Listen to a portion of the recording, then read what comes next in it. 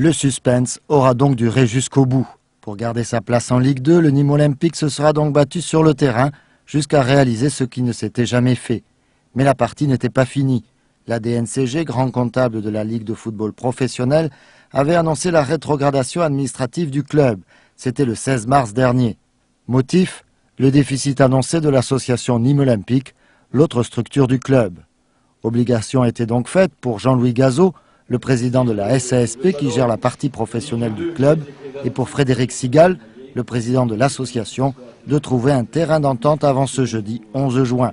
Date limite fixée par la DNCG. Et aujourd'hui, on ne sait pas où on va être, puisque officiellement, on est déclassé, si je peux dire, rétrogradé. Moi, je pense que ça va s'arranger, les relations avec l'association vont être redéfinies et je suis optimiste. Là, on a fait un code de bonne conduite, je dirais. C'est-à-dire, on est en train de définir les rôles et les responsabilités de chacun, sans quoi on ne pourrait pas fonctionner. Donc, c'est un cahier qui est important, puisque, bon, on vous a parlé de beaucoup d'articles, mais il y a pas mal de pages non plus. On est sur le point d'aboutir sur ça. C'est vrai que nous avons fait des concessions. Bon, Monsieur Sigal en fait aussi, on n'est pas très éloigné. Et je pense que si ça devait échouer, bon, ce serait un coup terrible porté sur le club. On parle de travailler dans la continuité et dans la sérénité. Sérénité, c'est les relations avec l'association. Continuité, c'est de garder un entraîneur pour 3 ans, puisqu'il a re-signé, des joueurs sur une longue durée. Donc, si on garde beaucoup de monde, effectivement, il y aura moins de recrues. Alors, 2, 3, peut-être 4 s'il y en a qui ne re-signent pas. Mais c'est vrai qu'on ne peut pas demander de travailler dans la continuité et de renouveler.